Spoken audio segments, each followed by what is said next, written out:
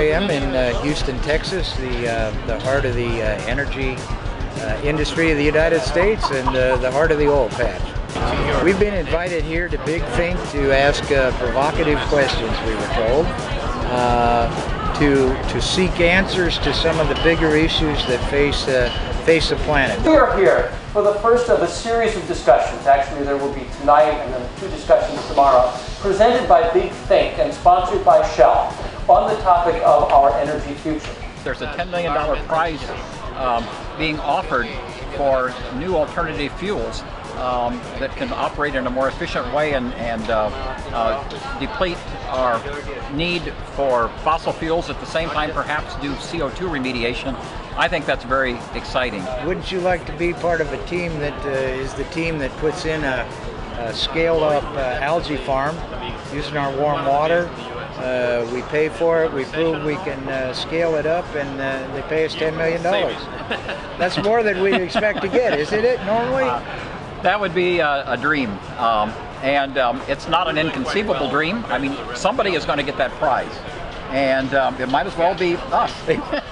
Jerry, I think it might as well be us. Because we as a company depend on exactly this sort of ingenuity every day, as we focus on helping to build a sustainable energy future, to face head-on the responsibility of providing oil and gas that people need while developing cleaner, more efficient fuels, lubricants, and other forms of energy. Now, this event is a visible demonstration of our determination, and I invite others to join us in the quest, because working together for innovative solutions has never before been more important. You know, we're standing down here really close to the Texas Gulf Coast. One of the Green Merchant Bank companies is GeoPower Texas. Got 130,000 acres of boiling hot water right next to the ocean. What do you think of this idea of heating, using a heat exchanger, bring this hot brine out of the ground, run it through a heat exchanger, sterilize seawater, and then use some of the marine algae species for our large warm algae farms, and then re-inject the balance of the brine right back into the ground? Well, there's a lot of exciting things about that. One is that if you use up potable water or fresh water, you're using up a resource that's not completely renewable. If you're using salt water, the supply is almost endless.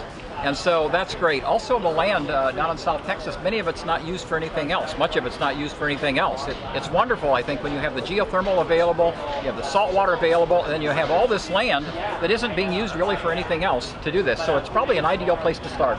We can be both the oil and gas past, the renewable energy future, and the energy efficient present. And we're all Houston.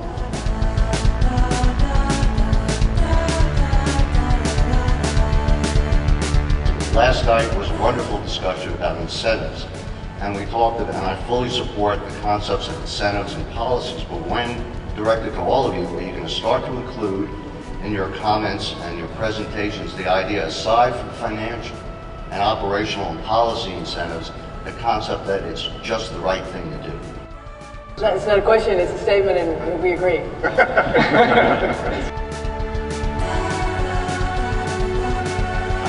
So we just march along happily here down the Algae Road, huh? Well, it's exciting, and it's exciting because we're doing something fun, and at the same time it really is serious. It's something that is needed for the whole world.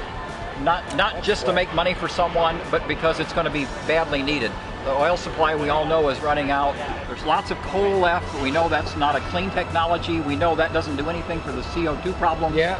And so we think we're doing something for the environment. Well, let's go contribute to Big Think here to the extent we can, and we're really glad to be here, and we thank Shell for inviting us. It's really a great gesture on their part. It is a pleasure. Let's go.